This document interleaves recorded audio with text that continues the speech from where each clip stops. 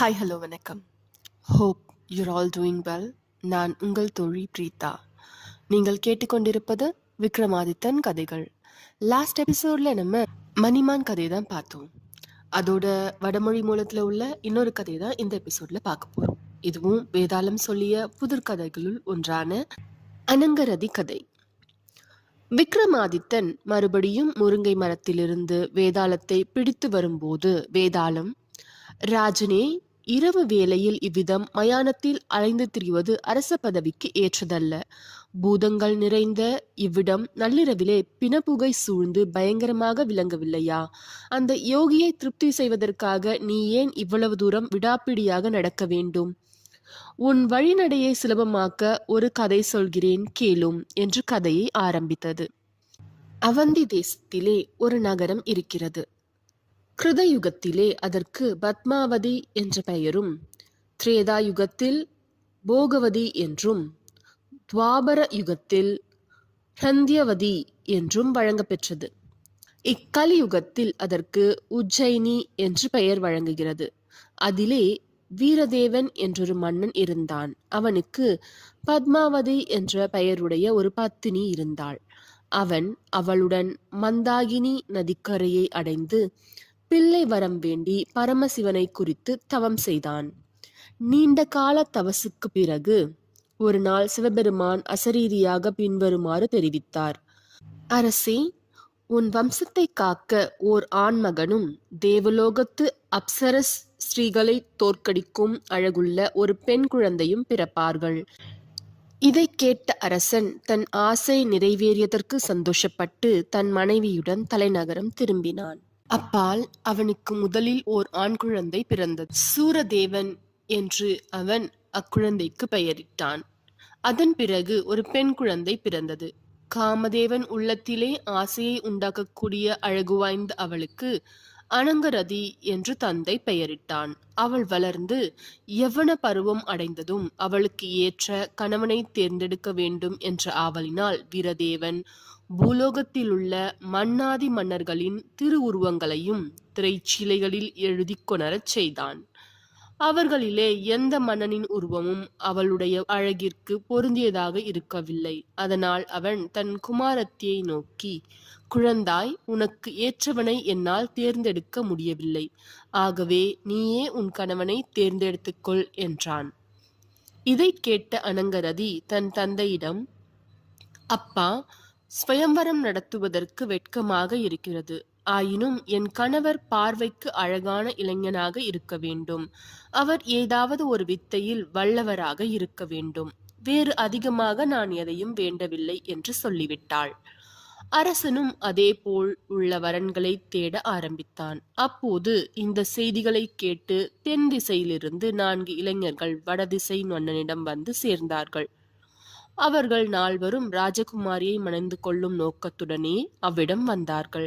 அந்நால்வரும் சாமர்த்தியசாலிகள். ஒவ்வொருவரும் ஒவ்வொரு வித்தையில் தனித்தன்மை வாய்ந்தவர்கள். அரசனும் அவர்களை மரியாதையுடன் வரவேற்றான். அவர்களில் ஒவ்வொருவரும் அந்த பெண் எதிரிலேயே அரசன் முன் தன்னுடைய திறமையை புகழ்ந்து கூறலானான். முதலாமவன் ராஜ சமூகத்தை நோக்கி, பஞ்சபுட்டிகன் என்பது என் பெயர். நான் துணி நெய்வதில் மிகவும் வல்லவன். தினந்தோறும் 5 ஜதை அழகான துணி நெய்வேன். ஒன்றை என் குலதெய்வத்திற்கும் ஒன்றை அறநெறியாளனுக்கும் அளித்துவிட்டு ஒன்றை என் சொந்த உபயோகத்திற்கு எடுத்துக்கொள்வேன். இந்த கன்னிகையை நான் மணந்தால் மற்றொன்றை இவளுக்கு அணிய கொடுத்துவிட்டு 5வதை விற்று ஆகார பொருள் வாங்குவேன். நான் இந்த கலையில் வல்லவனாதலால் அனங்கரதியை எனக்கு மணம் செய்து கொடுங்கள் என்றான். அவன் முடித்தவுடன் இரண்டாமவன் பின்வருமாறு கூறினான். நான் ஒரு வியாபாரி. பாஷாஜ்ஞன் என்பது என் பெயர். பாஷா ஞானங்களில் நான் வல்லவன். எனக்கு பறவைகள், மிருகங்கள் ஆகியவற்றின் பாஷைகள் கூட தெரியும். எந்த ஊருக்கு சென்றாலும் என்னால் பிழைக்க முடியும். ஆகவே ராஜகுமாரியை எனக்கு அளியுங்கள் என்றான். உடனே மூன்றாமவன், கட்கதரன் என்ற போர் வீரன் நான். புஜபல பராக்கிரமம் வாய்ந்தவன். வாழ்வித்தையில் எனக்கு சமமானவன் இந்த உலகத்திலேயே கிடையாது. ஆகவே அந்த பெண்ணை எனக்கு அளியுங்கள் என்றான்.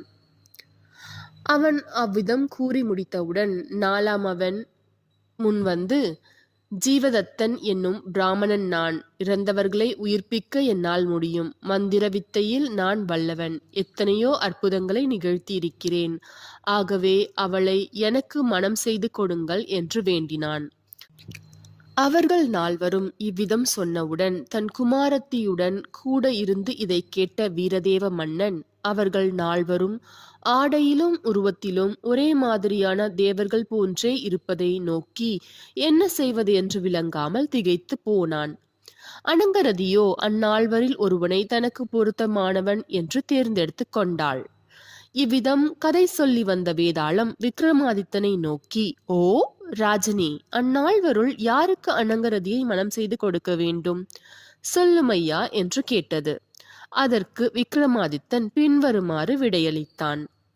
அரச குலத்தை சேர்ந்த அனங்கரதியை துணி நெய்பவனுக்கு எப்படி கொடுக்க முடியும்? அவன் தினந்தோறும் 5 ஜதை துணியை நெய்வதினால் என்ன விசேஷமான பிரயோஜனம்? அவளை வியாபாரிக்குத்தான் மணம் செய்து கொடுக்க முடியுமா? பறவை வியாபாரிக்கு மிருகங்களின் பாஷை தெரிந்திருந்தால் என்ன பயன்? பிராமண குலத்தவனுக்குத்தான் அவளை மணம் செய்து கொடுக்க முடியுமா? மந்திரவாதத்தால் தன் குல தர்மத்தினின்றும் நழுவி போய் விட்டவனாயிற்றே பிராமணனும். ஆகவே அரச குமாரியின் அதியழகை வாள்முனையால் காப்பாற்றக்கூடியவனும் அரச குலத்தை சேர்ந்தவனுமான போர் வீரன் கட்கதரனுக்கே அனங்கரதியை மனம் செய்து கொடுக்க வேண்டும் என்றான் விக்ரமாதித்தன். இதை கேட்ட வேதாளம் விக்ரமாதித்தனின் தோலை விட்டு ஜிவ்வென்று கிளம்பி பழையபடி முருங்கை மரத்தில் தொற்றிக்கொண்டது. இதோட இந்த கதை முடிஞ்சிச்சுங்க. இந்த கதையோட பதில பார்த்து ஐ அக்ரி வித் விக்ரமாதித்தன் தான் சொல்லணும். ஏன்னா மற்ற எல்லாமே வந்து ராஜாவால் ஈஸியாக வாங்கிக்கக்கூடிய ஒரு பொருள் தான். ஆனால் அவ்வளோ அழகான அனங்கரதியை ப்ரொடெக்ட் பண்ணுற மாதிரி ஒரு போர் வீரன் தான் வந்து அவளுக்கு கணவனாக கிடைக்கணும் அப்படிங்கிறது ரொம்பவே கரெக்டாக தான் எனக்கு தெரிஞ்சிச்சு. இதில் உங்களோட தாட்ஸ் என்ன அப்படிங்கிறத கமெண்ட்ல சொல்லுங்க. ஓகே, நெக்ஸ்ட் வேதாளம் எப்படி ஒரு கதையை சொல்ல போகுது, அதுக்கு விக்ரமாதித்தன் எந்த மாதிரி ஒரு பதில சொல்ல போறாரு அப்படிங்கிறத நம்ம நெக்ஸ்ட் எபிசோட்ல பார்க்கலாம். அதுவரை இணைந்திருங்கள். நான் உங்கள் தோழி பிரீதா. Ta-ta, bye bye.